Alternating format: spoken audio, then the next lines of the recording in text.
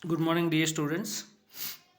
આજે આપણે ધોરણ 12 સાયન્સ એમાં ચેપ્ટર નંબર 12 વિકિરણ અને દ્રવ્યનો દ્વૈત સ્વભાવ આપણે JEE નીટને આધારે કેટલાક સમીકરણો લાસ્ટ લેક્ચરમાં જોયા હતા. આજે આપણે કેટલાક MCQs સોલ્વ કરીએ. તેમાં પહેલું છે સોડિયમ અને તાંબા માટે વર્ક ફંક્શન. સોડિયમ અને તાંબા માટે વર્ક ફંક્શન અનુક્રમે 2.3 વોલ્ટ અને 4.5 ઇલેક્ટ્રોન વોલ્ટ છે. તો થ્રેશોલ્ડ તરંગ લંબાઈનો ગુણોત્તર કેટલો? વર્ક ફંક્શનનું સમીકરણ છે phi = hf0. આપણે નવા NCERT પ્રમાણે જો લખવું હોય તો સમીકરણ આપણે લખીએ છીએ phi = h/0. એટલે એને લખીશું આપણે hc/λ0. ટૂંકમાં થ્રેશોલ્ડ વર્ક ફંક્શન અને થ્રેશોલ્ડ તરંગ લંબાઈ બંને વ્યસ્ત પ્રમાણમાં છે. તો ગુણોત્તર લઈએ તો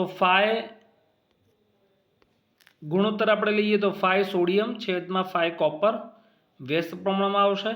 ગુણોત્તર કરો તો જવાબ આવશે 2:1, એટલે ઓપ્શન બી. એના પછીનું છે કે બે ફોટો સંવેદી સપાટીઓ છે કે જેની ઉપર ν1 અને ν2 આવૃત્તિવાળા પ્રકાશ આપાત કરવામાં આવે છે. જો મહત્તમ વેગ v1 અને v2 હોય તો આપણે આઇન્સ્ટાઈનનું સમીકરણ ભણ્યા 12mv² બરાબર hν - phi. પણ hν સમીકરણ થશે 1/2 mv² + phi. આપણે પહેલાં ν1 આવૃત્તિવાળું સૂત્ર ν1 આવૃત્તિવાળો પ્રકાશ આપાત કરીએ તો સૂત્ર ν1 ત્યારે વેગ v1 થશે. જ્યારે ν2 આવૃત્તિવાળો પ્રકાશ આપાત કરો ત્યારે ઉત્સર્જાતા ઇલેક્ટ્રોનનો વેગ v2 છે. બંને સમીકરણની બાદબાકી કરો એટલે વર્ક ફંક્શન કેન્સલ થશે. આપણે v1² - v2² ને સૂત્રનો કરતા બનાવીએ તો જવાબ આવશે 2h/m v1 - v2 ν1 - ν2 2h/m ν1 - ν2, એટલે ઓપ્શન આવશે એ. એના પછી છે એક સંપૂર્ણ પરાવર્તક સપાટી ઉપર E જેટલી વિકિરણ ઉર્જા આપાત થાય છે. તો આ સપાટીને મળતું વેગમાન ખાલી જગ્યા આપણે જે ઉર્જા આપાત કરીએ છીએ એનું વેગમાન થશે P = E/c. આપણે 8મું ચેપ્ટર ભણ્યા અથવા તો આપણે આ ચેપ્ટરની અંદર પણ ફોટોનની લાક્ષણિકતાઓ ભણ્યા અને એ ફોટોનની લાક્ષણિકતામાં ફોટોનના વેગમાનનું સૂત્ર આવતું હતું P = E/c. જ્યારે ફોટોનનું વિકિરણ સપાટી પરથી આપાત થાય એટલે કે કારણ કે પરાવર્તક સપાટી છે તો પરાવર્તક સપાટીથી પાછા ફરતા કિરણોનો વેગમાન પણ એટલો જ હશે, પણ વિરુદ્ધ દિશામાં છે માટે માઇનસ. તો ફોટોનના વેગમાં થતો ફેરફાર = સપાટીના વેગમાનમાં થતો ફેરફાર વેગમાન સંરક્ષણના નિયમ પ્રમાણે. તો ફોટોનના વેગમાનમાં થતો ફેરફાર એટલે P2 - P1 લખીએ છીએ આપણે. ફોટોનના વેગમાનમાં થતો ફેરફાર આપણે લખવો હોય એટલે કે ΔP બરાબર સમીકરણ શું થશે? P2 - P1. તો P2 બરાબર શું છે? -E/c અને -E/c. તો જવાબ આપણને મળશે -2E/c = સપાટીના વેગમાનમાં થતો ફેરફાર. તો સપાટીને મળતું વેગમાન આપણને મળશે 2E/c, એટલે ઓપ્શન બી. આ જ રીતે ચોથું છે આઇન્સ્ટાઈનના ફોટોઇલેક્ટ્રિક સમીકરણ અનુસાર ધાતુમાંથી ઉત્સર્જિત ફોટોઇલેક્ટ્રોનની ગતિ ઉર્જા વિરુદ્ધ આપાત વિકિરણની આવૃત્તિ. ગતિ ઉર્જા એટલે 12mv². ગતિ ઉર્જા એટલે 12mv² વિરુદ્ધ આવૃત્તિનો આલેખ એનો ઢાળ આપણે મેળવવાનો છે. તો સૂત્ર આપણે જાણીએ છીએ, સમીકરણ આવશે 12mv² = hν - phi. તો આ જે સમીકરણ છે એ y = mx + c સાથે કમ્પેર થાય છે. જે લોકો મેથ્સમાં છે ખ્યાલ y = mx + c. તો yની સાથે આપણે ગતિ ઉર્જા કમ્પેર કરીશું તો mની સાથે આપણે કમ્પેર કરીશું h એટલે ઢાળ આપણને કેટલો મળશે? પ્લાન્ક અચળાંક જેટલો. અને એક્સની સાથે આપણે કમ્પેર કરીશું ન્યૂ, તો આપણે કહી શકીએ કે આલેખ આપણને સુરેખ મળશે. બીજું કે ધાતુમાંથી ઉત્સર્જાતા ફોટો ઇલેક્ટ્રોનની ગતિ ઉર્જા અને આવૃત્તિ સુરેખ મળે છે, તો એનો ઢાળ કેટલો? તો m બરાબર h.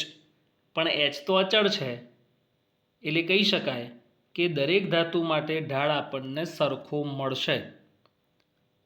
અને આવૃત્તિ અને તીવ્રતા વચ્ચે કોઈ સંબંધ નથી, એટલે કે તીવ્રતાથી સ્વતંત્ર છે. આવૃત્તિ અને તીવ્રતા વચ્ચે કોઈ સંબંધ નથી, માટે લખીએ કે વિકિરણની તીવ્રતાથી મુક્ત છે અથવા તો સ્વતંત્ર છે. 1 મીટર દૂર રહેલા નાના તેજસ્વી પ્રકાશ ઉદ્ગમ વડે ફોટોસેલ પ્રકાશિત થાય છે. જો આ જ પ્રકાશ ઉદ્ગમને 1/2 એટલે અંતર આપણે જો અડધું કરીએ તો શું થાય? તો ખાસ ધ્યાન રાખજો, તીવ્રતા અને ઉર્જા વચ્ચે કોઈ સંબંધ નથી, પણ તીવ્રતા I ચલે છે 1/d² થાય. દૂરથી આવતો ટ્રક હોય એ જેમ જેમ નજીક આવે તો આપણને એવું લાગે કે પ્રકાશ વધારે ફેંકે છે, પણ એની આવૃત્તિ બદલાતી નથી. આવૃત્તિ તો જેટલું પ્રકાશ ઉત્સર્જિત થાય છે એટલો જ થાય છે, પણ જેમ જેમ એ ટ્રક આપણી નજીક આવે એમ ડિસ્ટન્સ ઘટે, અને ડિસ્ટન્સ ઘટે એમ આપાત પ્રકાશની તીવ્રતા વધે, એટલે આપણને એવું લાગે કે વધારે પ્રકાશ ફેંકે છે. એટલે I ચલે છે 1/d². તો અંતર અડધું કરીએ તો તીવ્રતા કેટલી થાય? 4 ગણી. અને તીવ્રતા એ ફોટો ઉત્સર્જિત થતા ઇલેક્ટ્રોનની સંખ્યા પર આધારિત છે. એના પછી છે, જો મુક્ત ઇલેક્ટ્રોનનો વેગ બમણો કરવામાં આવે તો ડી બ્રોગલી તરંગલંબાઈનો તફાવત શોધો. ડી બ્રોગલી તરંગલંબાઈ એટલે લેમ્બડા, અને લેમ્બડાનું સમીકરણ થાય છે h/mv. વેગ બમણો થાય તો તરંગલંબાઈનું મૂલ્ય, વેગ બમણો તો તરંગલંબાઈનું મૂલ્ય અડધું, એટલે કે λ/2 જેટલો ઘટાડો થાય. λ/2 થઈ જાય છે એટલે λ/2 જેટલો ઘટાડો થાય છે. ત્યારબાદ ફોટોસેલના એનોડ પર વોલ્ટેજ અચળ રાખીને કેથોડ ઉપર આપાત થતા પ્રકાશની તરંગલંબાઈ ક્રમશઃ ફેરફાર કરવામાં આવે છે. તો I વિરુદ્ધ લેમ્બડાનો કયો ગ્રાફ સાચો છે? તો જેમ જેમ તરંગલંબાઈનું મૂલ્ય વધશે, જેમ જેમ આપાત પ્રકાશની તરંગલંબાઈનું મૂલ્ય વધશે તો આવૃત્તિનું મૂલ્ય ઘટશે, અને આવૃત્તિનું મૂલ્ય ઘટશે તો ધીમે ધીમે પ્રવાહનું મૂલ્ય પણ ઘટે છે. માટે ઉતરતા ક્રમમાં આલેખ આવશે, એટલે જવાબ આવશે C. એના પછી જે ધાતુની થ્રેશોલ્ડ આવૃત્તિને અનુરૂપ ઉર્જા એટલે કે E એ 6.2 છે. આને આપણે કહીશું E 6.2. સ્ટોપિંગ પોટેન્શિયલનું મૂલ્ય આપેલું છે 5 વોલ્ટેજ, એટલે આને આપણે કહીએ છીએ V. સ્ટોપિંગ પોટેન્શિયલને આપણે કહીશું V0. તો આપાત વિકિરણ ખાલી જગ્યા હશે તો આઈન્સ્ટાઈનનું સૂત્ર એપ્લાય કરીએ. E બરાબર, આમ તો મેઇન સમીકરણ છે Kmax is equal to hν - 5. તો E બરાબર hν, તો K is equals to E - 5, એટલે કે E બરાબર આવશે K+5.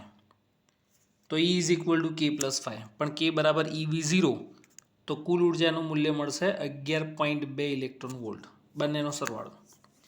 એ પ્રમાણે આપણે જો લેમ્બડાનું મૂલ્ય શોધીએ તો 1108 એંગસ્ટ્રોમ આવે છે, અને એ પારજાંબલી પ્રકાશના વિભાગમાં જોવા મળે છે. માટે આપાત પ્રકાશનું કિરણ એ પારજાંબલી વિભાગમાં હશે. એના પછી ધાતુની સપાટી પર ફોટોન કેટલા સમયમાં ઉત્સર્જિત થાય છે? તો એ તો આપણે ભણ્યા, ત્વરિત ઉત્સર્જન પામે છે 10⁻⁹ સેકન્ડમાં કે -10 સેકન્ડની અંદર. ફોટોનના વેગમાનનું સૂત્ર પણ આપણને ખ્યાલ છે. ત્યારબાદ એક ફોટોન સેલની અંદર ઉત્સર્જિત થતા 400 નેનોમીટરના તરંગલંબાઈવાળો પ્રકાશ આપાત કરતા મહત્તમ ઉર્જા 1.68 ઇલેક્ટ્રોન વોલ્ટ છે. તો વર્ક ફંક્શન શોધો. તો તો આમાં પણ એ જ પ્રમાણે આઇન્સ્ટાઈનનું સૂત્ર એપ્લાય કરીએ તો આઇન્સ્ટાઈનના સમીકરણ પ્રમાણે હાફ એમ વી સ્ક્વેર બરાબર ઈ માઇનસ ફાઈ.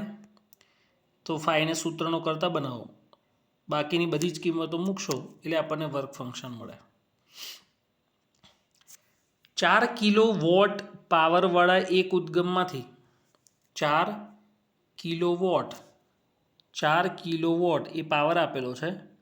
ફોટોન પર સેકન્ડ આ નંબર ઓફ ફોટોન્સ આપેલા છે. એચનું મૂલ્ય આપેલું છે.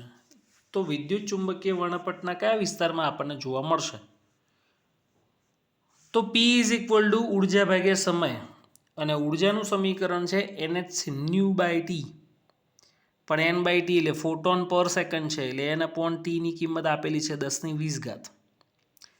પી એટલે પાવર આપેલો છે 4 કિલોવોટ એટલે 4000. તો આપણને આવૃત્તિનું મૂલ્ય મળશે 6.06 ગુણ્યા 1016 હર્ટ્ઝ, અને આ આવૃત્તિનું મૂલ્ય એ એક્સ તરંગોમાં જોવા મળે છે, ક્ષ કિરણોમાં જોવા મળે છે.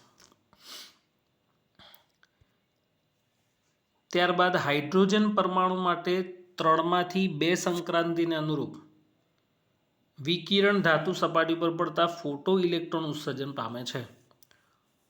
આ ઇલેક્ટ્રોનને 3 × 10⁻⁴ ટેસ્લાવાળા ચુંબકીય ક્ષેત્રમાં દાખલ કરવામાં આવે તો એની ત્રિજ્યા છે 10 મિલીમીટર. તો વર્ક ફંક્શન શોધો.